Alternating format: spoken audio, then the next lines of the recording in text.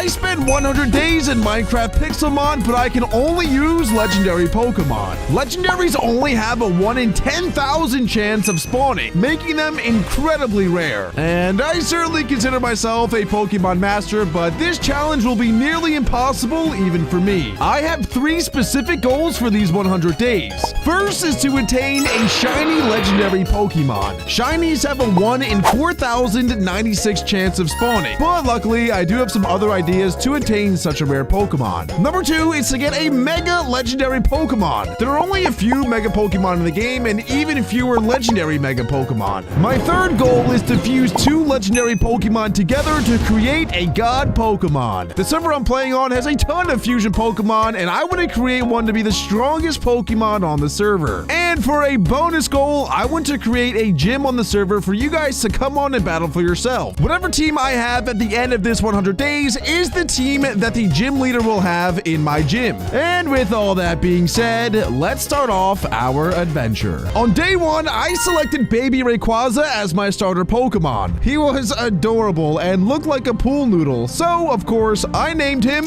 Noodle. I know he looks tiny and innocent right now, but he will eventually evolve to be one of the strongest Pokemon in the world. Noodle was so cool and rare that many players got on just to look at him. And luckily, custom Pokemon like Noodle are not the only feature that this server offers. You see, Smash MC offers many unique ways of attaining rare Pokemon, such as custom Lucky Blocks, textured legendary eggs, and legendary crates. Using some of these features will be very helpful to attain more legendary Pokemon in this journey. The first thing I did after admiring my legendary starter Pokemon was redeem some treasure hunt boxes at spawn. This was a great way to start our journey off on the right foot. I was able to get money, Pokeballs, random Pokemon, Lucky Blocks, and even a legendary orb. Legendary orbs are perfect for our objective. They have the ability to spawn in one of the legendary bird trios, Articuno, Zapdos, or Moltres, depending on what evolution stone you fuse it with. And I wanted to fuse it with the Fire Stone because Moltres is my favorite of the 3 birds. So I went to the mart and with the money I made from the treasure hunt, bought a Fire Stone to fuse with the orb. And just like that, we already had an orb of fiery souls. Unfortunately though, I still have to collect the souls of over 350 Pokemon in order for the orb to activate. Next, I decided to RTP into the wilderness to look for a good spot to set up my base. And luckily, I RTP'd right into a village. This was a perfect spot to set up my own base. And of course, as everyone does, I pillaged all the resources from the village that I could. Put him up! Quick! Give me all your money! I have a Baby Rayquaza and I'm not afraid to use him! Don't mind if I do. Thank you very much. Thank you for the cash register. Please don't call the authorities. And after taking everything I could think of from the village, I found my first target for Noodle to get his first elimination, a Kakuna. So I sent Noodle out, and he already had the move Dragon Ascent, which was perfect against Kakuna, and 2 turns later, Noodle got his first elimination and his first level. Noodle went on a tear, taking out any Weedle or any Kakuna in his sight. And before I knew it, Noodle was already level 10. They grow up so fast. I decided to give Noodle a little bit of rest, and I found 2 rare Pokéloots on the ground. The first one was black glasses, and the second one was a stupid papaya berry. I thought this old monk would enjoy papaya berry, but no! I think he didn't appreciate that I haven't showered in a couple days. Before I got too ahead of myself and leveled Noodle all the way up to level 100, I decided to start building my base of operations. I spent all the money I got from the spawn treasure hunts on building blocks, then got to work.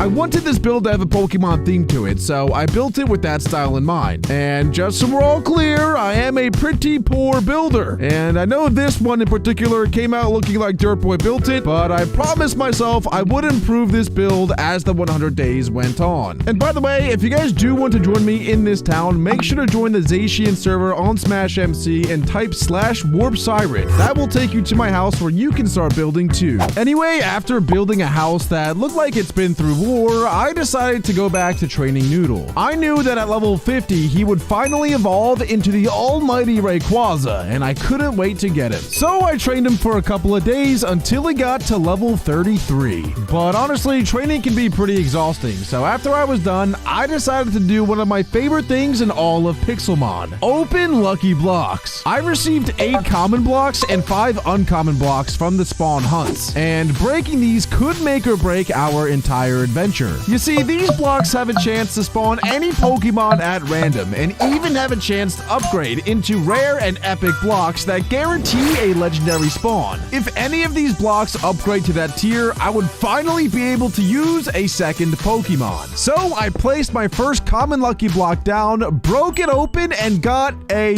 Cherubi. I caught it nonetheless because I actually had a scroll, and one of the quests on it was to capture 15 Pokemon. I opened the rest of my lucky blocks and got a Roggenrola, Drillbur, Ledian, Tauros, Haxorus, and a Persian. But finally, my last lucky block upgraded into an uncommon one. This meant that I now had 6 uncommon lucky blocks. These blocks guarantee a shiny Pokemon, and if they upgrade, it would mean that we got a legendary Pokemon next. So I placed all 6 blocks down, and as the sun rose, I prayed to the PIXELMON gods that one of these would upgrade. My first Pokemon was a shiny Geodude.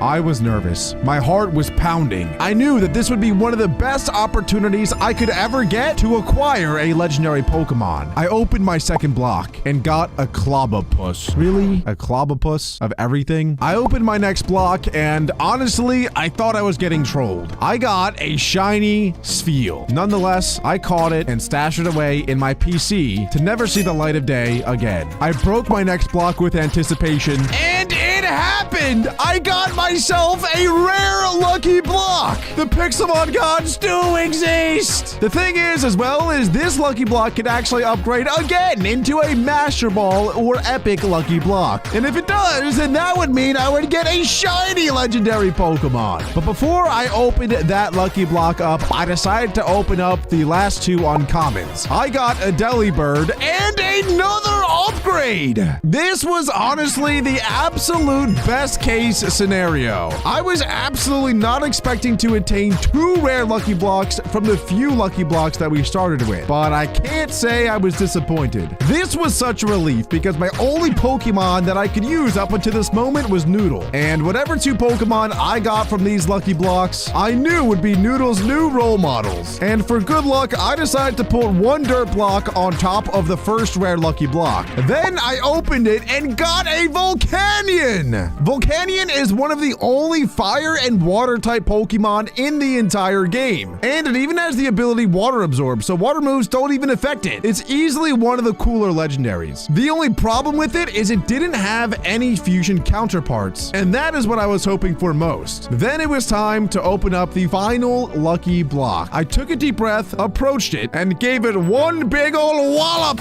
Oh my gosh! Let's go! Yo! No way I got a Mewtwo, bro. And just like that, boys, we got one of the most overpowered Pokemon of all time. A Mewtwo. Mewtwo was one of my favorite legendaries, so I decided to fly on him for a bit in celebration. Woohoo! Let's go! Imagine you're a little tiny Sentret and you just see a giant Mewtwo flying above. Attack! Oh. That's awkward. After messing around with Mewtwo for a bit, I decided to get back to business. Now that I had multiple Pokemon, it was time to take on one of the server's biggest challenges, the gyms. These gyms are great for making money and collecting fusion shards, which are needed to attain fusion keys. So to prepare for the gym, I EV trained all 3 of my Pokemon. Noodle in attack and speed, Sponge in special attack and speed, and Frieza in special attack and speed as well. Oh, yeah. I nicknamed my Volcanion Sponge for its water absorbability and Mewtwo Frieza for obvious reasons. And now it was finally time to battle. So I went to the first gym full of confidence, and well, it was much harder than I predicted. Psych! We destroyed the first gym, tearing it to bits! I think I might have even made the gym leader want to retire. I received $3,000, lucky eggs, Pokeballs, and a fusion shard for defeating defeating the gym. This was great because I used to be poor and now I could afford to buy TMs for my Pokemon.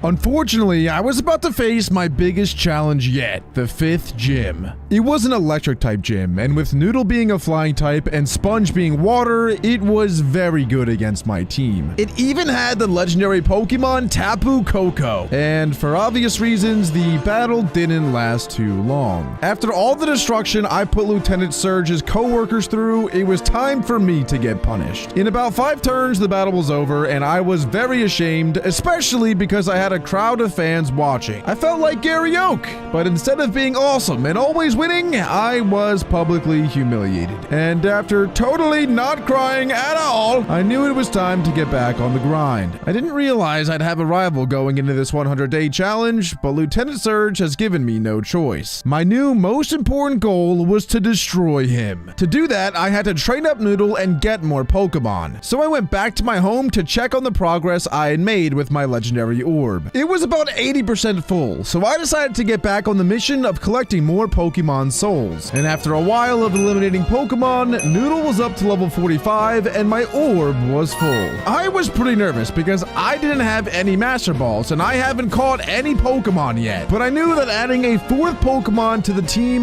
would be crucial. So before spawning it in, I went to the mart to buy some Quick Balls, and I also bought Thunder Wave and taught it to Mewtwo so that I could instantly paralyze it. It's probably important to note that if I failed to catch Moltres in my first battle, it despawns forever. A lot rode on this moment and I could feel the pressure. Next, I walked up to the shrine and added the orb, and immediately the Moltres spawned and engaged in battle. The first thing I did was say a prayer and throw a Quick Ball at it. The way Quick Balls work is the earlier in battle you are, the more effective the ball is. Unfortunately, that didn't work. So next, I paralyzed it and did some damage with Frieza. But after a while, I was starting to lose hope because every time I threw a Pokeball at it, it would barely even wiggle and then break free. It was a very slow and tedious grind, but after over 30 Ultra Balls later, I finally caught it. Let's go! I was so hype. My 4th Pokemon was finally acquired. Shortly after though, I realized I had a common quest scroll in my inventory that I had completed. I wasn't even sure what the challenges were, but I right-clicked to redeem the rewards. I got $1,000 and 8 rare candies from it, which was nice, but the best part was it reminded me of the Battle Pass rewards, which you get just for playing on the server. And so I checked the Battle Pass and found out that I was already level 6. And so I redeemed all of those rewards as well. But all of this reminded me that I asked the managers in the beginning of this adventure to add a feature where every time I defeat a gym, I got 500 Smash Coins. And since I defeated 4 gyms now, that meant I had 2,000. Smash Coins are what you can use to buy really good items like Lucky Blocks and crate keys. But instead of doing the smart thing and buying a legendary crate key, I bought something even cooler. You see, it's not always about how strong your Pokemon are, it's also about how the trainer looks. So I decided to indulge in the server's finest drip and bought myself Galarian Moltres wings for 1,500 coins. Yo, this is sick! What's up, dude? You jealous of my wings? This dude's definitely scared of me now. Okay, buddy. Maybe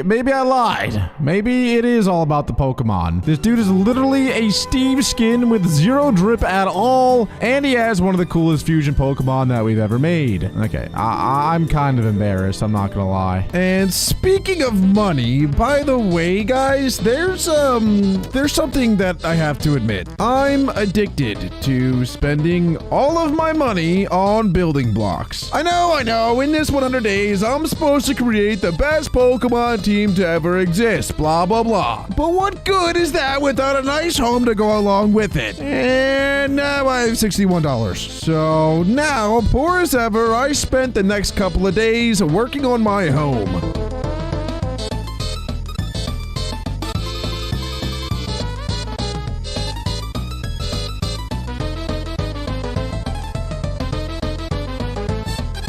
And it was a little bit of a struggle, to be honest, because I kept running out of blocks that I needed. So being the peasant that I am, I ran around and collected blocks the hard way. And as I was out and about, literally jumping around, I managed to increase my acrobatics level to level 5, which actually rewarded me with $500. And what happened next was pretty strange, because in one instant I had $500, and the next, poof, it was gone. I have no idea what happened. But in the end, not only did I manage to complete most of the structure of my house, but I was also able to add some decorations as well. So now, when I destroy Lieutenant Surge, I'll have somewhere pretty nice to celebrate. My favorite part about the house is I made the stairs just like how they are in the Pokemon games, where you walk up the stairs and you teleport to the next level. But anyway, speaking of Lieutenant Surge, I still had a lot of training to do, and so it was time to get back to work. And my next objective was a pretty fun one, I have to admit, and it was to finally evolve Noodle into the giant majestic dragon he was destined to be. Luckily, he was already level 45, and he evolved at level 50, which meant he only needed 5 more levels to become Rayquaza. Just as I started to venture out to level up Noodle, I claimed my daily reward and got 16 Ultra Balls and another common scroll. That reminded me, I really needed to get my hands on a Master Ball. The Moltres battle really opened my eyes to how difficult catching legendary Pokemon really is. So instead of training in the wild, I traveled to an area where you can not only level up Pokemon, but get rare loot and money as well. The Boss Tower. The biggest issue with the Boss Tower is that the Pokemon are very, very strong. But if you manage to eliminate them, it's very easy to make money. My plan was to use the Boss Tower to evolve Noodle and make enough money to buy a Master Ball from another player on the server. The first Pokemon I faced was a level 100 Meowscarada. Luckily, we now have a Moltres on our team, which absolutely destroyed it. We received an XP Candy M, $350, and a Protector. Then I decided to put an XP share on Noodle. This way he would get experience no matter which of my Pokemon eliminated another one. And after just a couple battles later, Noodle was level 46. I was getting amazing loot, including hundreds of dollars every single battle, and even items like leftovers. Eventually, I found this epic Arcanine, which I managed to take down with Frieza and Sponge. And from just this one Pokemon, I got $500, a good rod, and a lucky egg. And Noodle was now level 49, meaning only a couple of more battles, and he will evolve to be one of the strongest Pokemon on the server. And one giant Tyrantrum later, and it was happening. Noodle was finally evolving into Rayquaza. He looked amazing.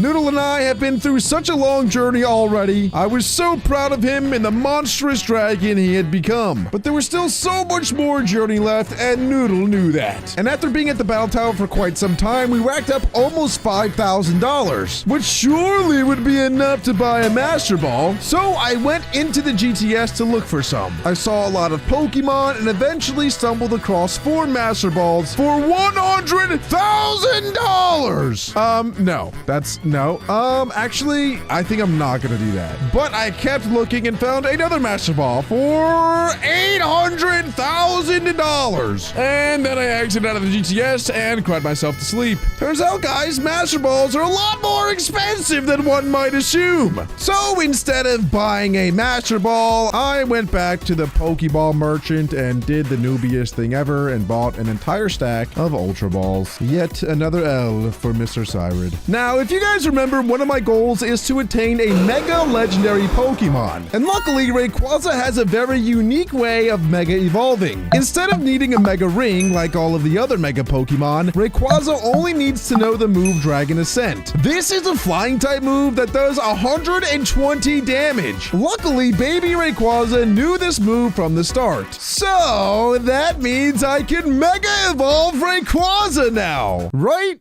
No. You see, not only do Pokemon either need a Mega Stone or a specific move learned in order to Mega Evolve, but the trainer needs to be wearing a Mega Ring as well. And although I'm known as the Drip King, I still don't have a 24-karat gold ring around my finger. There are 2 ways to attain a Mega Ring. One is to find a Mega Pokemon in the wild and defeat it, which is insanely rare and nearly impossible to find. The other option is to defeat me. Yes, me. There is a Sirud NPC at the top of the boss tower that gives out a mega ring if you defeat it. The problem is I'm the GOAT and undefeated. No one has ever defeated that trainer. So some would say I'm in quite the pickle. The fastest way for me to get a ring on my finger is probably to find the love of my life and quit PIXELMON forever. But that's not the way we roll. PIXELMON is life! In /store, there's new stuff. I still have $500.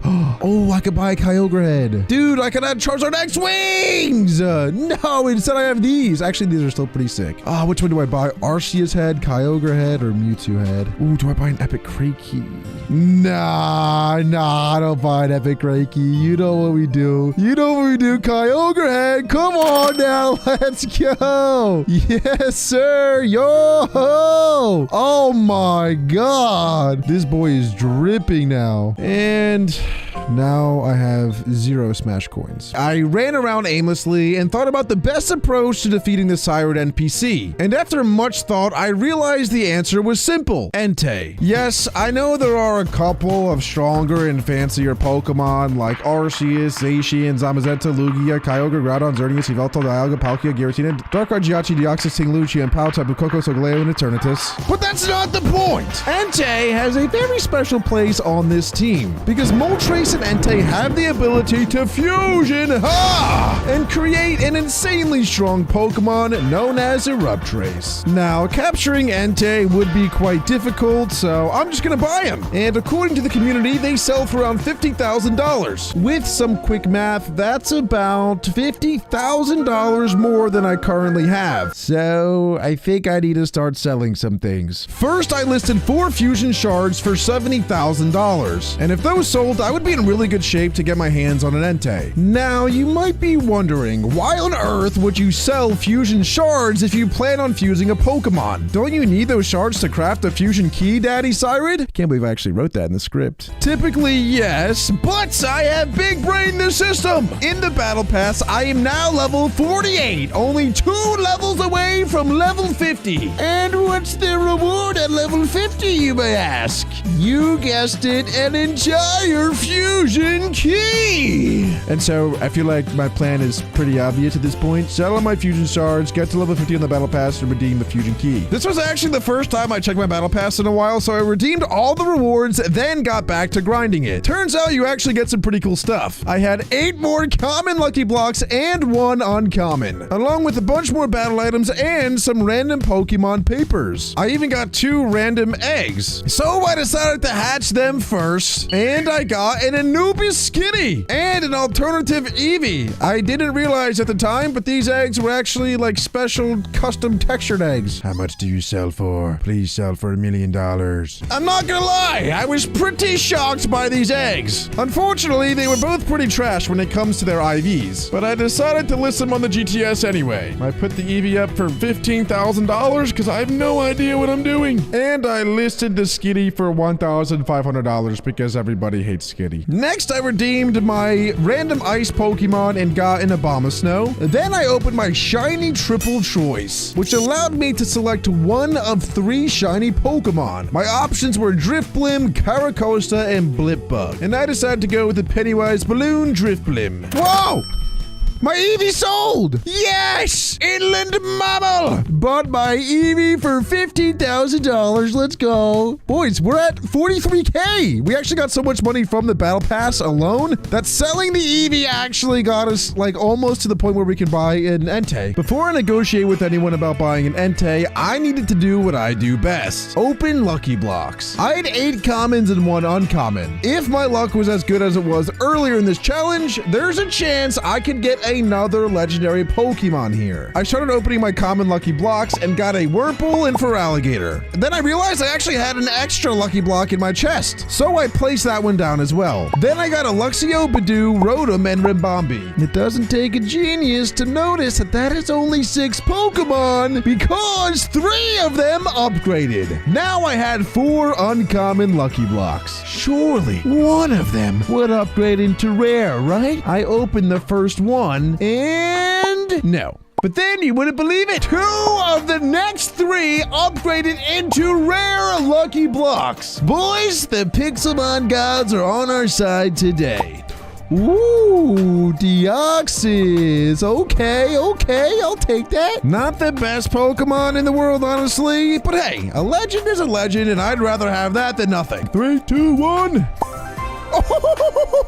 Luckily, my second lucky block did not disappoint in the slightest. Dialga is one of the strongest Pokemon in the entire game. With a Dragon Steel typing, not many Pokemon are super effective against it, making it very hard to KO. Next, I sold my shiny Drifblim in the STS to gain another $3.3 thousand, putting me at $46,400. And out of curiosity, I went to check my progress on the Battle Pass, and it took me a while to realize, but I was now at level 53! That meant I could finally redeem the fusion key itself. So my last task to get a fusion Pokemon was to get myself an Entei. As I waited for someone to sell me an Entei, I decided it was a good opportunity to finally trade my Pokemon to level 100. So I activated my XP and warped to the training area. Luckily, the level 80 trainer only had Garchomps, which was 4 times weak to Ice, and Frieza knew Ice Beam, so it destroyed them in one hit. This made it pretty easy to level up my team quickly. But after a little while of leveling up my team, a player on the server gave me an Entei. And so I sent him $50,000 and went straight to the fusion room. I could not wait to get my hands on my first fusion Pokemon.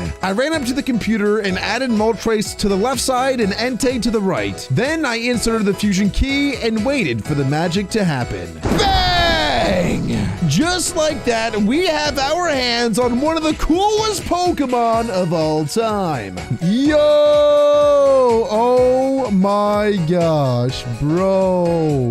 That is so sick! Not only does the Ruptrace look awesome, but it even has some insane stats to back it up. It's a pure Fire-type Pokemon with 110 HP, 140 attack, 80 defense, 120 special attack, 85 special defense, and 90 speed. And it even has the ability Intimidate, which lowers the opposing Pokemon's attack stat when it enters the battlefield. This Pokemon is sick. I decided to name it Hephaestus after the Greek god of fire. And while I was at it, I named Deoxys Virus because that's literally what he is, a virus from outer space. And I named Dialga Doctor Strange because he is the god of time. I finally had a full team of legendary Pokemon, and boy did it feel good. And after celebrating for a short while, I decided to go back to the training area to continue to level up my team. Fusion Pokemon are insanely strong, but they get even stronger at level 100 because every custom Pokemon on the server, whether it be a custom Paradox or a custom Fusion, gets its own signature move at level 100, and I wanted Hephaestus to learn it as soon as possible. Hephaestus's level 100 signature move is called Roar of the Inferno. It's a 120 base power physical move with 90 accuracy and a 50% chance to burn. And after a little while of training later, it happened. Hephaestus got to level 100 and learned the move Roar of the Inferno. Shortly after that, the rest of my Pokemon followed suit and became level 100 as well. Then I ensured that everyone on the team had the best possible moveset and held items. And it was at that moment that I realized it was time. Lieutenant Surge was about to have a very rude awakening. After my team was fully constructed, I raced straight to the gyms, found the electric one, and engaged the leader in battle. I led with Frieza, and boy oh boy did he get off to a hot start. I put the held item choice specs on him, which increases his special attacking moves by 50%, but it locks him into the first move used. So I just kept on clicking Side Strike, and it kept working. Eventually though, Mewtwo went down, so I immediately called on the great beast Hephaestus, and he did not disappoint. Shortly after, Virus came through as the cleanup crew and finished the battle. Boom!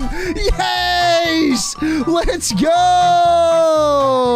Eat that, idiot! We finally got back at Lieutenant Surge and completely embarrassed him. I hope he goes crying to his mama. With the momentum, I went directly to the 6th gym, which was a dark type. To be honest, it was pretty scary. The leader took down 4 of my Pokemon, but I was still able to squeak through with a W. Now for the 7th gym, Steel type. This one went easier than the last one, with Hephaestus carrying once again. After this battle though, I did realize that many of the moves on my team, including Roar of the Inferno, only have 5 PP, meaning you can only use them 5 times per battle. So after I absolutely destroyed the steel type gym, I went to the mart to buy PP maxes to increase the 5 PP moves to 8. I maybe could totally use some of those in real life. Anyway, before challenging the final gym leader on the server, I wanted to get my hands on a Mega Rayquaza. I really wanted Noodle to go crazy in this final gym battle, because so far Frieza, Sponge, and Hephaestus have carried the team. So instead of challenging the gym, I challenged myself at the top of the boss tower. Wow, that is one handsome guy. Look at that jawline. Yo, this dude is chiseled. You guys would not believe what happened. Sirud absolutely destroyed Sirud. Can you guess which one won? It wasn't me. I lost. I'm not gonna lie, this battle made me consider retirement. At this rate, I really have no idea how I'm supposed to defeat it, or how I'm supposed to accomplish my goal of attaining a Mega Legendary Pokemon. I was starting to want to give up on that goal. At this point, the days were flying by, and I knew I didn't have much time left to accomplish the objectives I originally set out for. So I decided to run around spawn and look for more treasure hunts that I missed out on. I searched and searched, but it became more and more evident to me that these loot boxes were harder to find than I thought. That was until eventually I found this one and received a Master Ball. This was amazing and made me feel really confident if I ever battle another legendary Pokemon. I'm sure you know, but Master Balls have a 100% catch rate. And so next time I battle a legendary Pokemon, I can just throw this Master Ball at it and instantly catch it. I continued to search for treasure chests, but eventually I stumbled across this amazing room at spawn that I'd never seen before. It had all sorts of different textured Pokemon, and I wanted to get one so badly. My favorite was by far this Galaxy Rayquaza, but there were no treasure hunts in there, so I continued to look around spawn. Until I realized the spawn had actually changed and was now Easter themed, which meant there was an entirely new treasure hunt at Warp Easter Hunt. This was a different area, but essentially the same concept as how the loot boxes work at spawn, except this time they were Easter eggs. And because it's so similar, I don't want to bore you with the details, so I'll just tell you what I got from it real quick. 8 quick balls, $3,000, a legendary orb, 16 ultra balls, 5 rare candies, a lucky egg, $5,000, 16 XP candies, a daycare, a shiny stone, 2 turtle eggs, $7,500, a common lucky block, a potion of leaping, another Master Ball, a fusion shard, a fairy wand, 32 repeat balls, another common lucky block, 8 more rare candies, a specific Pokemon, $10,000, a random Pokemon egg, 3 PP maxes, 2 ability capsules, 32 dust balls, 16 ultra balls, a triple shiny choice, a lucky egg, and $5,000. And the whole reason I went to do these treasure hunts was to contemplate how I would approach the next couple of days to achieve my goals. And unfortunately, I never ended up coming up with a solid plan. And so I just decided to go home and continue to work on my home aesthetics. That is until I stumbled across a flaming Glameow. If you ever see a Pokemon with flames shooting off of it, that means it's part of the Poke Hunts. If you run the command/hunts, you can see them all. Essentially, the way it works is if you catch a Pokemon listed with the specific requirements, you get a reward. And similar to the gyms, the managers of the server allowed me to get Smash coins along with the regular rewards. So I caught the Glameow and received a big pearl, which you can sell for a decent amount of money at the mart, along with 200 Smash coins. And although buying more cosmetics was tempting, I knew that I had to spend these coins wisely in order to get a shiny legendary Pokemon. The best way to ensure I got a shiny legendary Pokemon was by breaking a Master Ball lucky block, which costed 2,500 Smash coins. So I decided to continue doing Poke Hunts and complete some of my bingo card.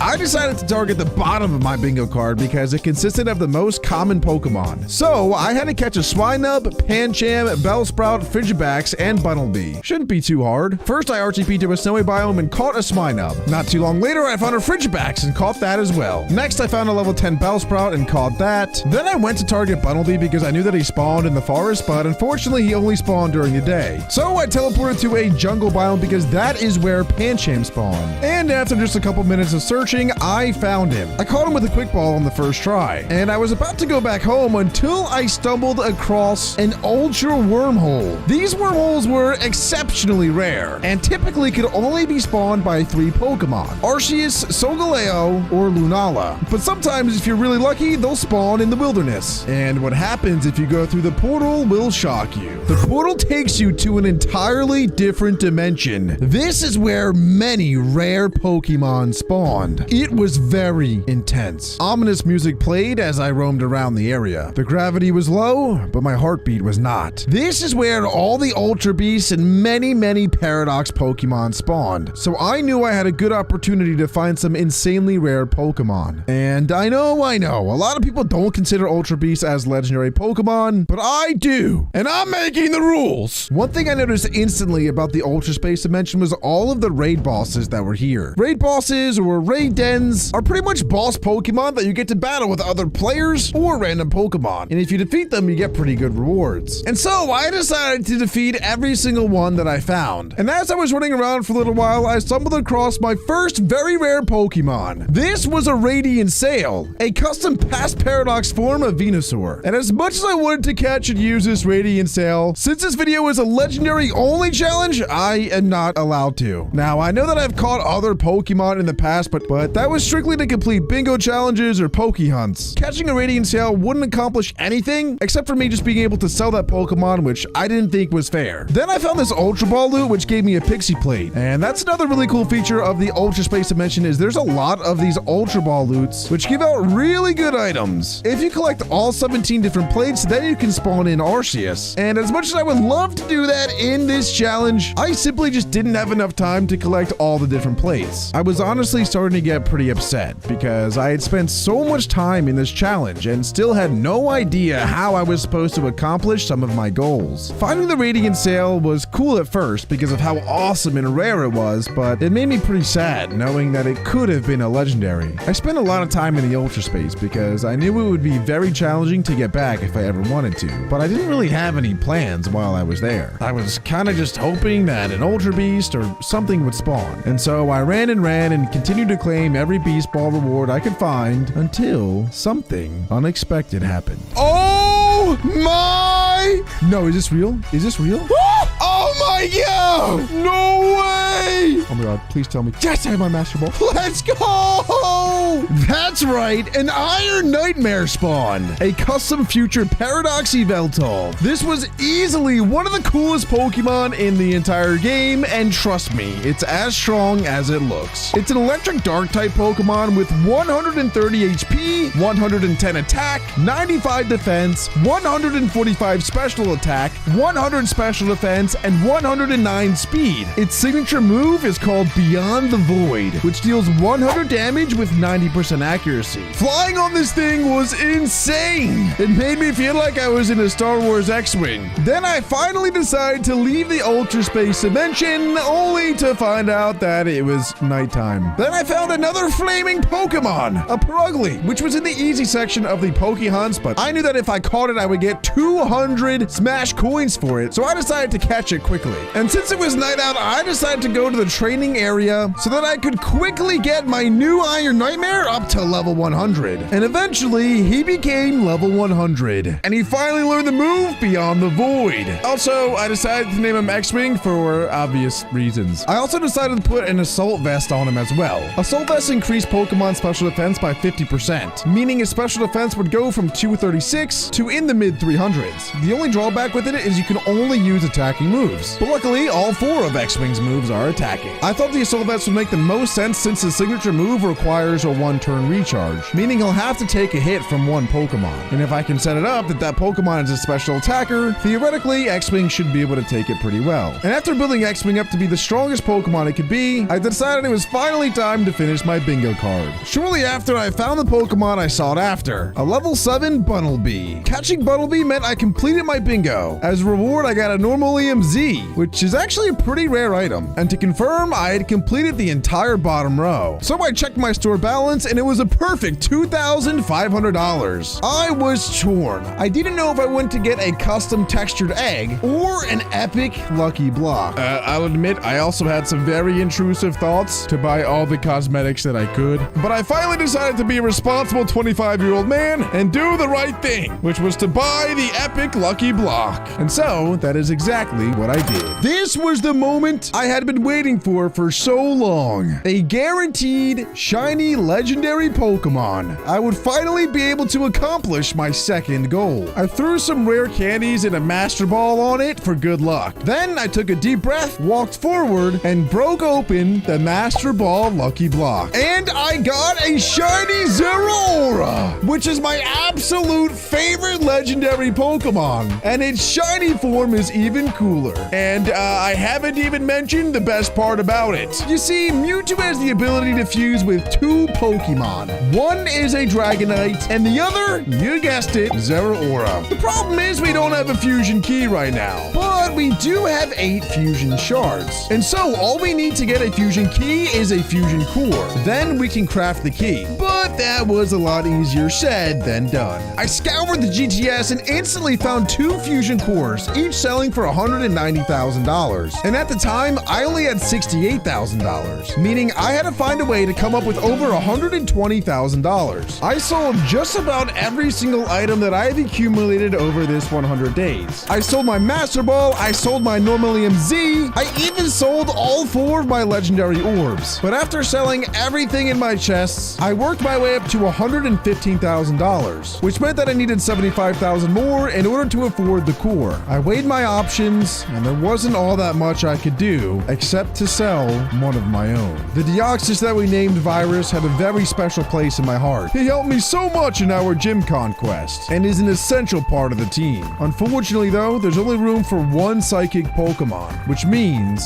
Virus has to go. And so I gave him one last hug, said my goodbyes, and listed him on the global trade system for $110,000. This was a sad, sad day. You will be missed dearly. Okay, no one was buying him, so I changed his list pricing to $70,000. It's kind of awkward. I really need the money. And not too much longer, the Deoxys was purchased for $70,000, which meant that we now had over $200,000 and could finally afford a fusion core. So without any hesitation, I instantly bought myself one of the fusion cores. Then I grabbed all 8 shards that we had and crafted myself a fusion key. The goal of this 100 days was not necessarily to make fusion Pokemon. However, if I have the ability to, I certainly will. And also having fusion Pokemon will help me in one of my ultimate goals, which is to get a mega legendary Pokemon. And so the plan was set in stone. Go to the fusion chamber, fuse Mewtwo and Zeraora together to create Merora, and use him along with our other amazing Pokemon to finally destroy the Sirud NPC boss and attain a Mega Ring. Then we can finally Mega Evolve Noodle to become the strongest Rayquaza on the entire server. Merora was easily the biggest glass cannon on the team, where it severely lacked in defenses, it completely made up for in attack and speed. Before I did challenge the Sirud NPC one more time, there was one last thing I had to do. Destroy the last gym. The final gym was a fire type. Its team consisted of 2 legendaries, being Heatran and Volcanion, and it also had a Charizard, Incineroar, Ninetales, and Blaziken. And just like that, we did it! The final gym was defeated. Merora and Hephaestus carried us to victory, and as a reward, we got $10,000 and 3 Master Balls. But now it was time for the real challenge, the Sirud NPC. I warped right to the boss tower and went to the top of it, only to find my arch nemesis, myself. I challenged him, full of confidence, and he led with the same Pokemon, Spiritomb. I led with X-Wing, and they battled it out and essentially KO'd each other, but they drew first blood and Spiritomb went down. So then I called on Hephaestus to finish off Spiritomb, and the next Pokemon he sent out was Lucario, but not just any Lucario, a Mega Lucario. But as soon as I clicked my move, Hephaestus was down. That shocked me quite a bit. Then I sent out Sponge, and bang! One after another, my Pokemon went down. I was watching my dream turn into my biggest nightmare, and just 5 short turns later, it was all over. All of that hard work just to get destroyed again. And that meant no Mega Ring for me and no Mega Evolution for Noodle. And so I went home With my head down in shame, I've concluded that I'm not the Pokemon master I once thought I was. There wasn't much time left in these 100 days, and certainly not enough to challenge my NPC again. And so, I decided to give up hope. A Mega Legendary Pokemon was just too difficult, and I needed more time. And although I was amidst a mental breakdown, I'm still a man of my word, and decided to spend my last few days building a gym of my own. And as promised, it will be a gym that you guys can battle. But don't worry, this NPC will not be level 140, and it also won't publicly humiliate you, and destroy you, and pulverize you, and wreck you, and scar you like the other one did at the boss tower. The gym leader of this gym will be my actual level 100 team, and if you guys beat it, you'll get an epic crate key. And guys,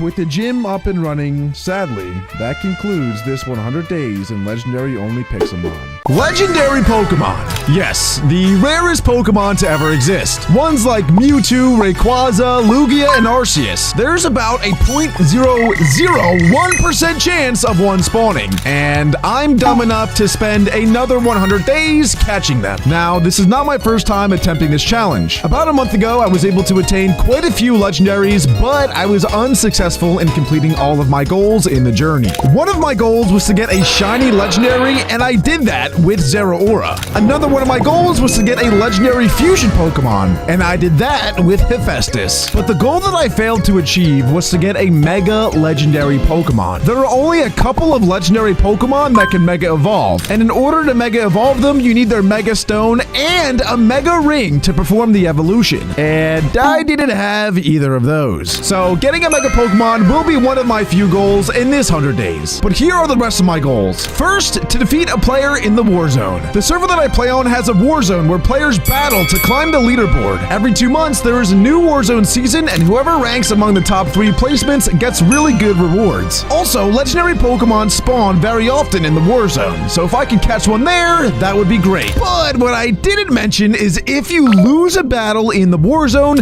the other player gets to steal a Pokemon from your team. It's a very high risk, high reward area, only for the best trainers. My second goal is to attain a custom textured legendary Pokemon. Not only does the server have a bunch of custom Pokemon, but they also have custom textures, especially for legendary ones, and I really want to get one. And my final goal of this next 100 days is to get rich! Having a lot of money is really important in Pixelmon because it allows you to buy any Pokemon your heart desires. You see, with all these other trainers playing on the server, you're able to buy and sell pretty much anything you want. So I will be setting a staggering goal of trying to attain $1 million. Anyway, boys, it's time to start our journey. It's day 1, and first and foremost, I'd like to introduce everyone to the squad. Coming in at 23 feet, 455.3 pounds, Noodle! Also known as Rayquaza. I chose Baby Rayquaza as my starter Pokemon, and look at it now! Next up, Sponge. I named my Volcanion Sponge because it sucks up any water move with its water absorbability. Then we have our first ever fusion Pokemon, Hephaestus! The god of fire. Hephaestus is a fusion Pokemon between Entei and Moltres, making for a fiery hot combo. We also have the Nightmare Pokemon, X-Wing. This is a past paradox form of Yveltal called Iron Nightmare. Our last 2 Pokemon on the team are Doctor Strange, the god of time, also known as Dialga. And last but not least, we have Meraora, a fusion between Zeraora and Mewtwo. I took a little break between my first 100 days and this one, so the first thing I decided to do was check out my house. I was really hoping no one found a way to break in and steal all of my belongings. Luckily though, that wasn't the case, and everything seemed to be in one piece. It also seems like a lot of people moved into the neighborhood. I'm always happy to accept more trainers to the community, so if you guys want to build your house here as well, make sure to join the Zacian server and type /warp Sirud to get here. I certainly had some plans to improve my house, but before I started on any new projects, I wanted to test out some of my Pokemon to dust off the cobwebs. So I RTP'd and decided to make Trapinch the first Pokemon to ever go extinct. This was amazing. No matter which Pokemon I used, any Pokemon that stood in front of me was instantly eviscerated. No Pokemon stood a single chance. I know I was doing this for fun, but it was actually productive because I was slowly but surely completing a legendary scroll that I had in my hotbar. Scrolls range from common to legendary, and by completing them, you get some pretty good rewards. I didn't make it a main objective, but completing the legendary scroll would definitely be a side quest during this journey. And so I decided to continue bubbling wild Pokemon until my heart was full and content. But then,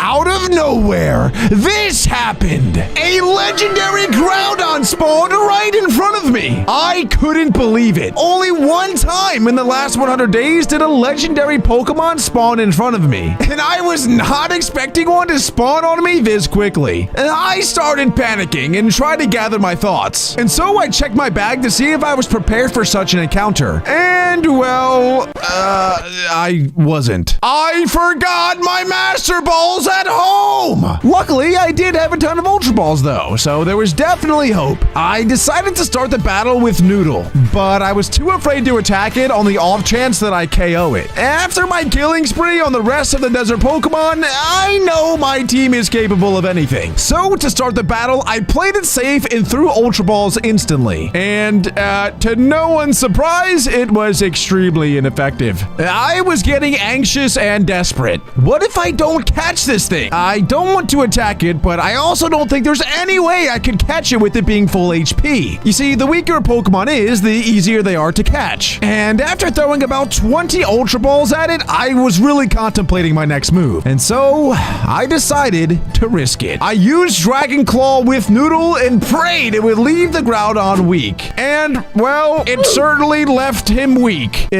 Too weak. I killed it! I was absolutely devastated because Groudon is not only one of my favorite legendary Pokemon, but he's also insanely strong and has the ability to Primal Evolve, which is essentially a much cooler Mega Evolution. I definitely missed out on a big opportunity. Or did I? I was so sad I didn't look at my screen for a few seconds, but eventually I saw it. The Groudon dropped an egg! And this isn't just any egg, it's a legendary baby Groudon egg. This was perfect. So I rushed into my PC, placed the egg in the first slot, and ran around the desert as fast as I could. Groudon will actually be a perfect fit into the team, because at the moment the rest of my team has a severe weakness to ground-type Pokemon. So I'm hoping he will be able to wall all of those ground moves. Not too long later, the egg started cracking, then hatching. I was so excited to welcome our newest member to the family. And I don't know why, but I knew Tank was the right name for him. He was adorable, but very tiny and weak. Only being level 1, Tank had a lot of work to do in order to catch up with the big dogs on the team. I could toss an XP share on Tank and let him reap the rewards of Hephaestus defeating high-level Pokemon on his behalf, but I wanted Tank to experience battles on his own. It wouldn't have taken too long to get him to level 100 using my other Pokemon, and that didn't seem right. So I put all my other Pokemon in the PC and continued the journey with just him. I kept wandering around the desert, but found no Pokemon I thought Tank would be capable of defeating. Luckily though, his moveset was Ancient Power, Lava Plume, Mud Shot, and Scary Face. Most Pokemon have next to no moves at level 1, but because Tank was a legendary Pokemon, he actually had a pretty good moveset. But given that he's only level 1, it's pretty much impossible to find any Pokemon that he can defeat. No disrespect, buddy, I didn't mean it like that. That is until I had an idea. To go to the ocean biome. I know, this makes no sense. Tank is weak to water-type Pokemon, so why would I bring him here? Well, there's a certain Pokemon who only knows one move which fails every time it uses it. That Pokemon spawns in the ocean biome. Its name, Magikarp. I hope Tank is hungry for some fish, because he's about to have an all-you-can-eat buffet. And not too long after finding an ocean biome did the wide-eyed orange fish start spawning. I don't think these things ever blink, but neither did Tank in his first ever battle. I was nervous for him. Imagine being a level 1 Pokemon in the wild. It would be terrifying. Nonetheless, I forced him to engage in battle with the first Magikarp that I found. It was slow, it was painful, but eventually Tank managed to chip its HP down to 0. He did it! Unfortunately, Magikarps don't give a ton of XP, so Tank only leveled up to level 3. But it was a good enough confidence booster to allow him to take on more of the floppy fish. After a long day of ravaging the aquatic life, it was time to go home and celebrate. Tank was now level 9, and I had to show him off to the rest of the town. I mentioned this before, but I have a town that lots of trainers reside in, and so I told them all to come over and check out my new Pokemon. Everyone loved him. I just knew he was going to grow up to become something special one day. Then everyone started to send out their Pokemon. Someone even had a baby Yveltal, and Tank seemed to make friends instantly with him. We also saw a level 100 Kyogre, and even a shiny fusion Pokemon, Gardaslash. That thing is insanely powerful. I wanted to show Tank all of the cool buildings in the town, so I started with this one, more of a modern build. Then I took him to what seemed to be the town hall. Check this out, yo, this is sick. Wow, there's even a kitchen and everything. Oh my, he's got a living room with a TV in it. There were houses everywhere, and the coolest part is that there's pathing that goes through the entire town. Checking out all of these builds left me inspired to work on a project of my own. So I got started on something I've been looking forward to for a while now. If you remember, one of my goals in this journey is to get rich. So I decided to start a build that would not only make my plot much cooler,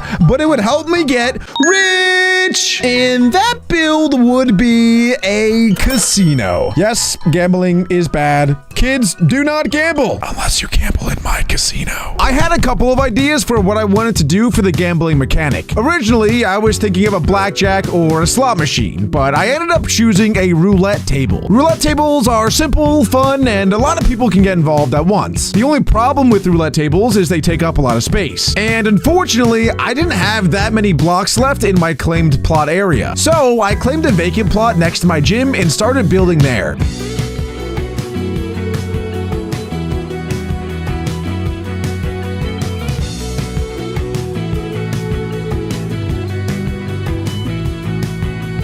This building took me a long time to finish. First and foremost, because I'm a terrible builder. 2, because I wanted it to be as vibrant and epic as possible. And 3, the most challenging part, it required a lot of complicated redstone mechanics. But after a little while longer, it was finished. Voila! And as an added touch, I put the medallion on Meowth's forehead on the casino entrance since he's the symbol of coins and money. Anyway, this is what it looks like inside. Honestly, I was pretty happy with how it turned out, and especially how the game itself works. The way it operates is players place bets on which color they think the light or roulette board will land on. I even made this poster showing the weights of the payouts. So for example, if someone bets $1,000 on red, because it's a 2 times payout, I have to pay them $2,000. If someone bets $1,000 on green and the light lands on green, I have to pay them $8,000. The best color for the light to land on is the black space, because if it ever does land on the black space, the house,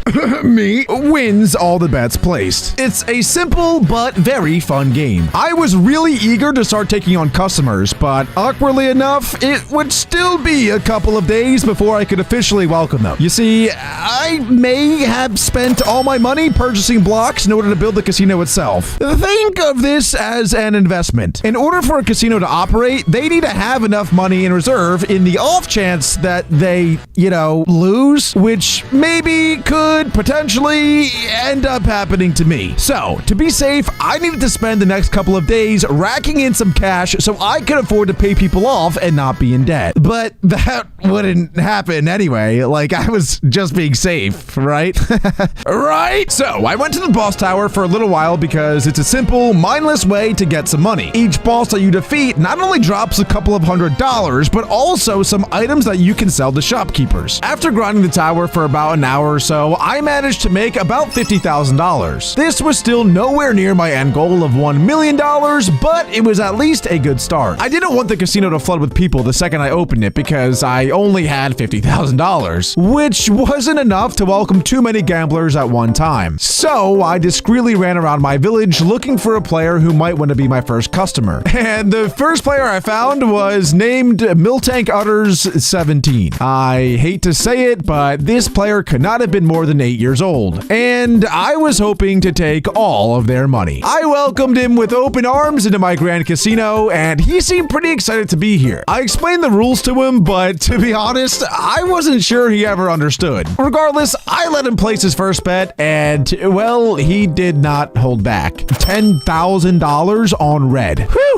Off to a hot start. He sent me the $10,000 in advance. After I pressed the button, the lights lit up in a circle going counterclockwise. I held my breath and waited as the anticipation grew. The first official roulette spin was underway, and it was an anxiety-inducing one. And just a couple of seconds later, the lights stopped. It landed on red. $20,000 down the drain. It definitely wasn't the best start to my Grand Casino opening, but I still had hope. Miltank Utter 17 wasn't done either. He bets again. $10,000 on blue. If successful, this would have a 4 times payout, meaning if I lost this spin, I would be back to being bankrupt. It was at that moment that I contemplated all my life choices. Why am I here? Why did I choose to build this stupid casino? No, I stopped doubting myself. This was it. This is what it's all about right here. This is how we get rich. Spin that wheel!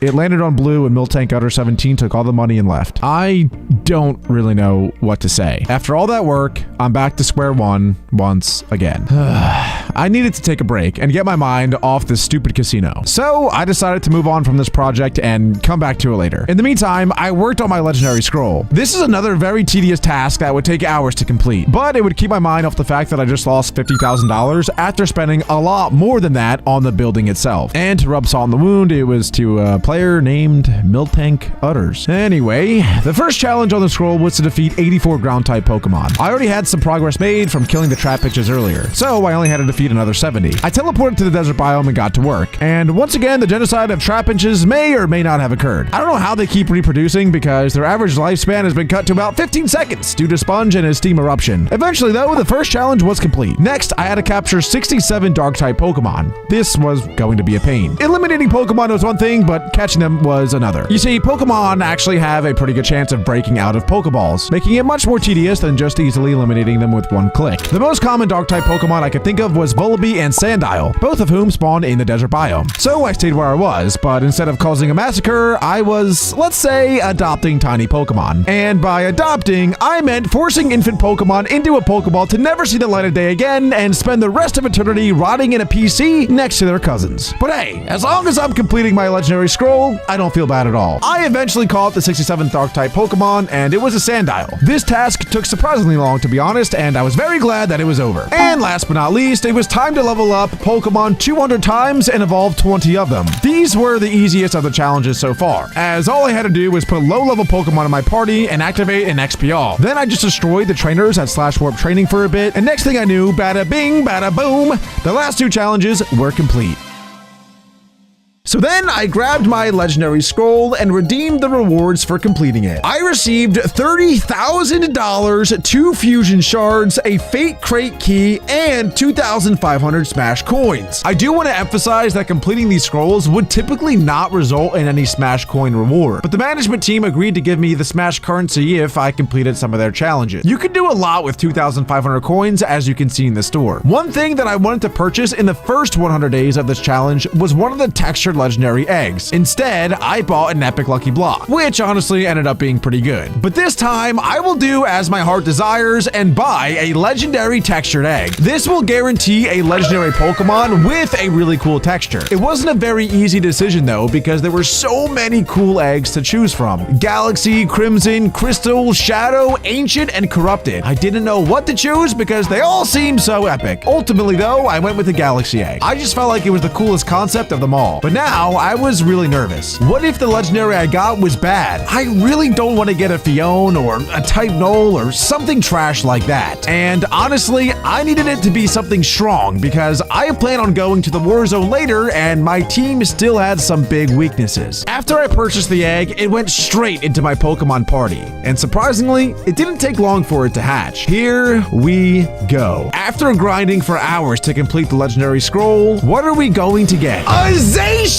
This is perfect! Zacian is one of the most overpowered Pokemon of all time. It's extremely fast, has a ton of attack, and is an amazing typing in Fairy. The only problem with it is that in its Crown Sword form, it adds the Steel typing. Overall, the combination of Fairy and Steel is one of the best typings in the game, but the problem is now it would be weak to ground types, just like the majority of my team. I was still extremely happy to welcome Zacian to the team. I rode him around my town and showed him off to the other residents. Everyone was so happy for me and sent out their coolest Pokemon as well. The only annoying part about hatching this Zacian is that it's only level 1 and will require quite a bit of training in order to make him battle ready, which, by the way, will be one of my next tasks, to battle myself. That's right, it's time to put my team to the ultimate test. If you guys remember, in the first 100 days, I got absolutely destroyed by the Sirud NPC at the top of the boss tower. He is incredibly strong, but as a reward for defeating him, or me, whatever, you get a Mega Band. These are needed to Mega Evolve Pokemon, which is one of my goals. If I can attain the Mega Band, I'll instantly be able to Mega Evolve Noodle into Mega Rayquaza. The problem is, the first time around, I never even came close to beating him, but I won't let that memory dampen my optimism this time. With Wolf and Tank at full power, I'm more confident than ever that I can take him out. First things first though, I need to get Tank and Wolf prepared. So I went back to the training area and grinded those trainers until their levels were in the triple digits. Oh, also, this happened. Tank finally evolved into the giant monstrosity that he was always destined to become. A fully grown Groudon. Then it was time for the ultimate challenge. I climbed the boss tower to the top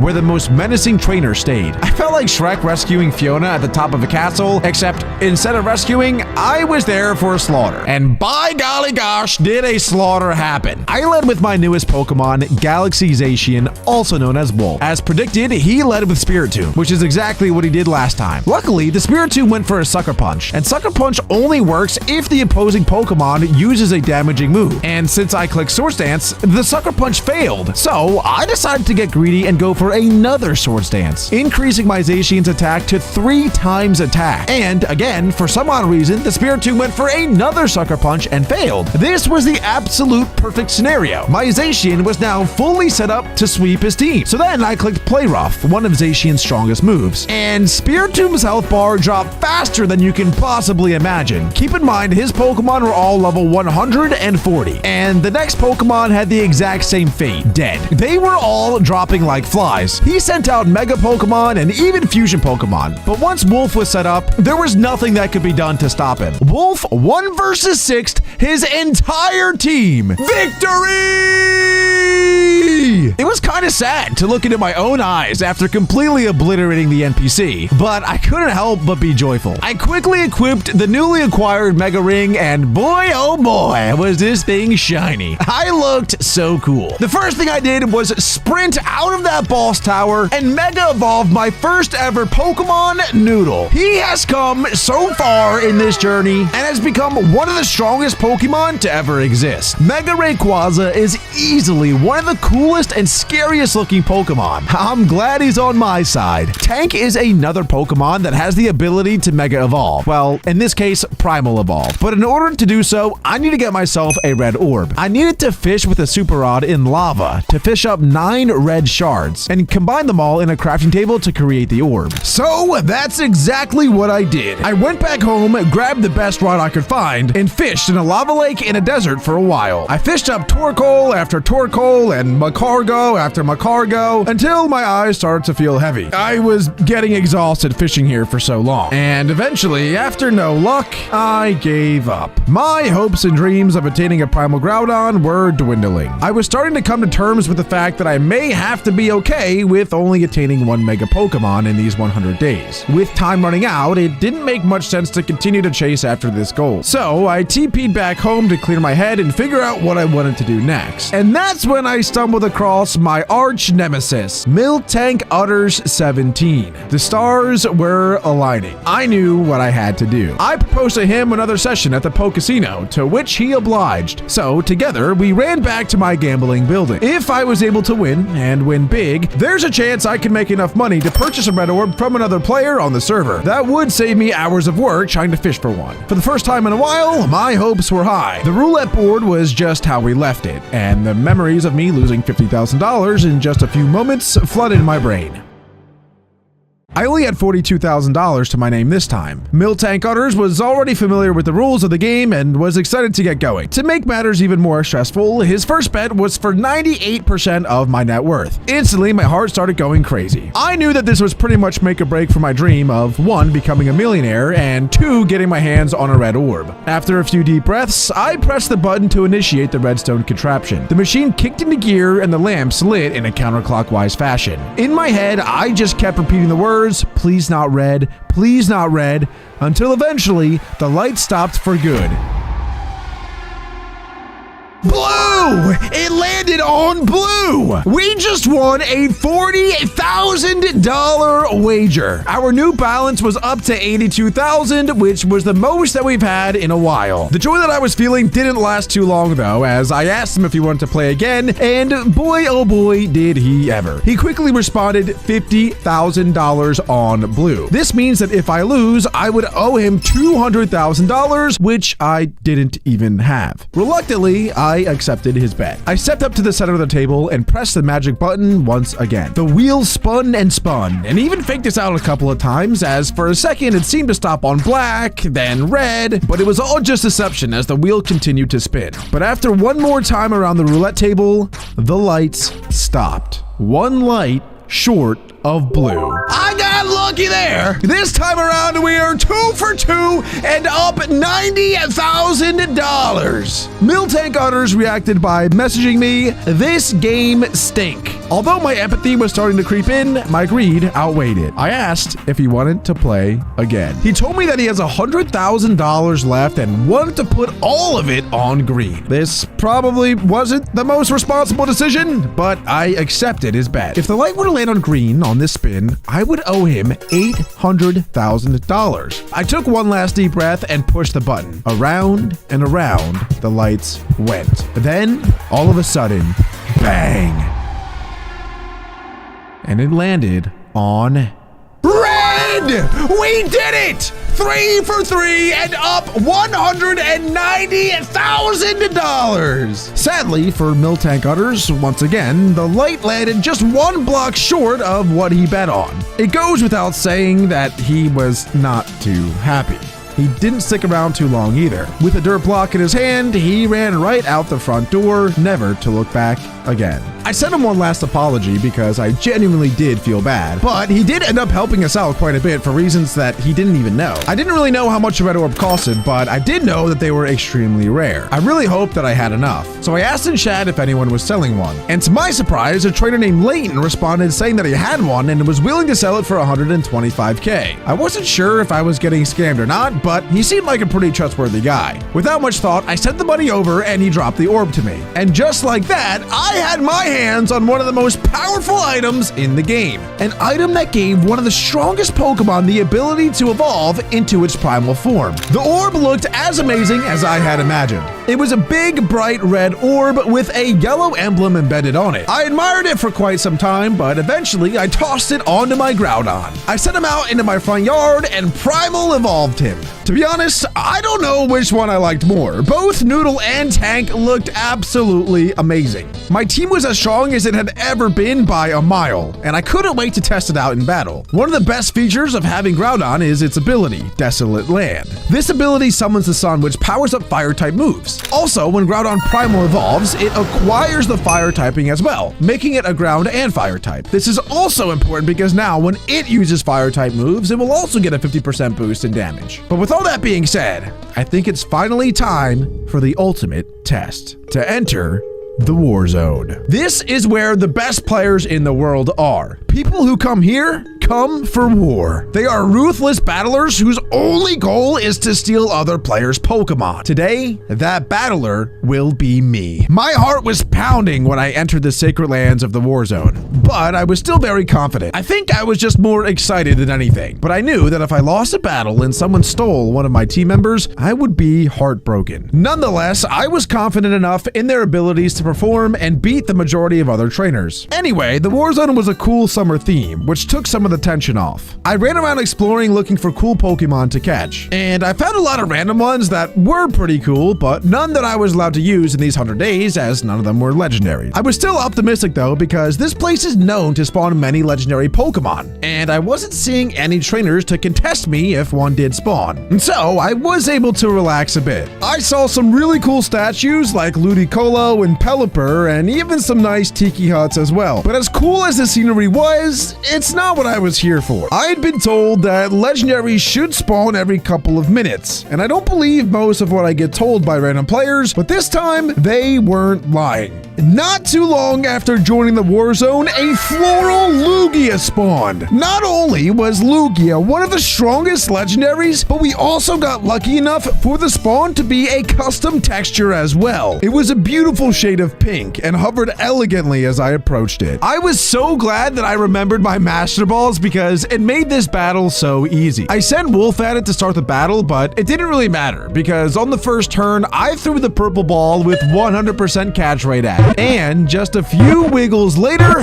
the Master Ball clicked and the Lugia was mine. Let's go! This was the perfect start to the war zone. But even though I caught the Lugia, it still wasn't safe. You see, all the players on the server can see when someone else catches a legendary. So everyone just saw what happened. The reason that's a problem is people can come to the war zone to try to steal it from me. The Lugia won't officially be safe until I leave the war zone and take it out of my Warzone bank. And before I could even react to do that, players started joining the war zone. I saw a player with a red highlight around them, and that's how I knew I was in trouble. Depending on your rank on the server, your outline changes. Red means you have the Smash rank, which is one of the highest ranks you can get. Lots of the Smash rank players have a legendary fusion Pokemon, and this player was no exception. I turned and ran as fast as I could to get away from them, but nothing I tried worked. Eventually, they caught up to me and engaged me in battle. Once someone triggers a battle, there's no running. All I could do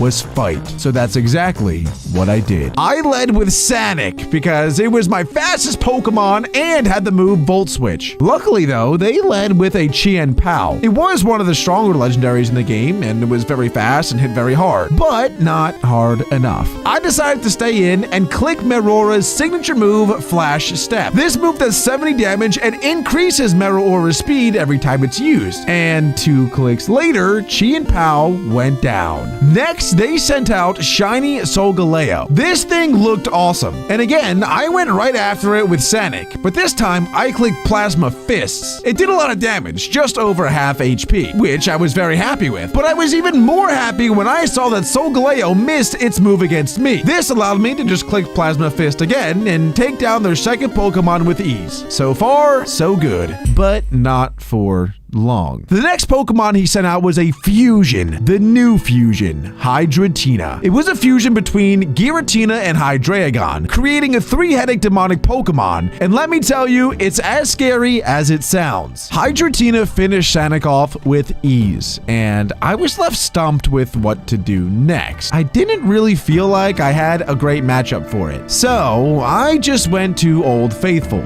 Noodle. You know what they say, when in doubt, noodle it out. Okay, no one says that. But still, what can go wrong by using a level 100 Mega Rayquaza? Nothing is the answer because all I had to do was Mega Evolve and click Outrage and poof, Hydratina was no more. Now, however, I was locked into an Outrage and my opponent knew that. So they sent out a Landorus and made a play I had never seen before. They used Explosion, which KO'd itself, but also took down Noodle with it. He fought well. At this point in the battle, I took out 4 of his Pokemon while he only took out 2 of mine. We had the advantage. I decided decided to go with my other fusion Pokemon next, Hephaestus, and they sent out a Ho-Oh, making for quite a strange matchup. Two giant Firebird Pokemon going head to head. We both ended up just clicking the same move, Brave Bird, until only one of us remained. That one was Hephaestus, so things were looking really good. His last Pokemon that he sent out was no wimpy one though. It was a Mewtwo. And although Mewtwo is extremely strong and very frightening to face, I felt very confident having 3 Pokemon behind Hephaestus. Mewtwo did end up taking Hephaestus down, but that did allow me to switch into a great type matchup for me, with X-Wing being a Dark type. Dark is not only super effective against Psychic, but Psychic doesn't even affect Dark type Pokemon. This was perfect. I commanded X-Wing to use Dark Pulse, and the rest was history. Mewtwo went down, and I won the battle. I was so hype.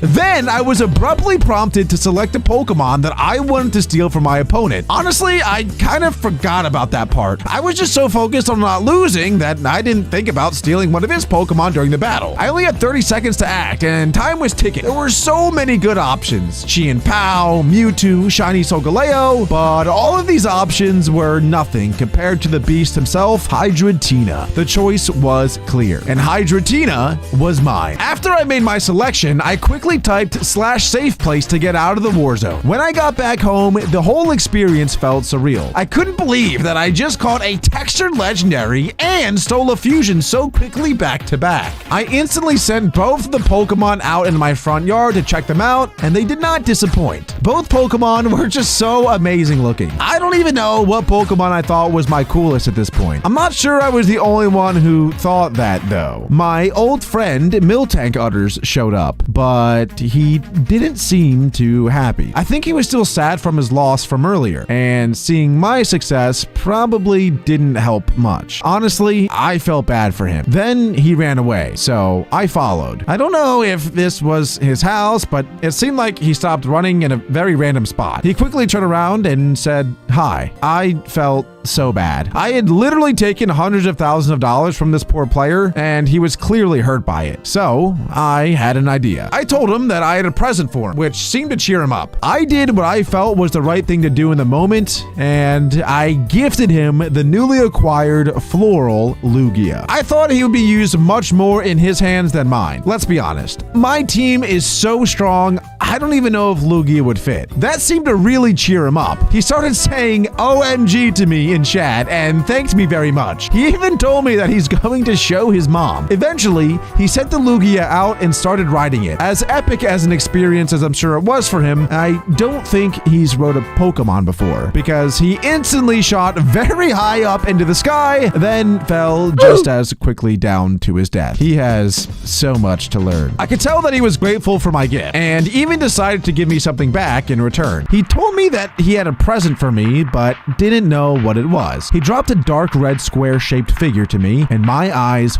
widened. That wasn't just any random item. It was a Draco plate, one of the 18 plates required to spawn in Arceus. I thanked him very much for his gift. Then he told me goodbye and ran off. I don't think he realized how good of an item he just gave me. These plates were incredibly rare. Unfortunately though, this was the last day of the 200 days, and I didn't have any more time to collect any more of the plates to summon the god Pokemon. We have come so far, but still came short of one of our goals to become rich. I'd love to finally complete that goal and go after Arceus in the next 100 days. So if you guys want to see more of this journey, make sure to support this video by leaving a like and subscribing.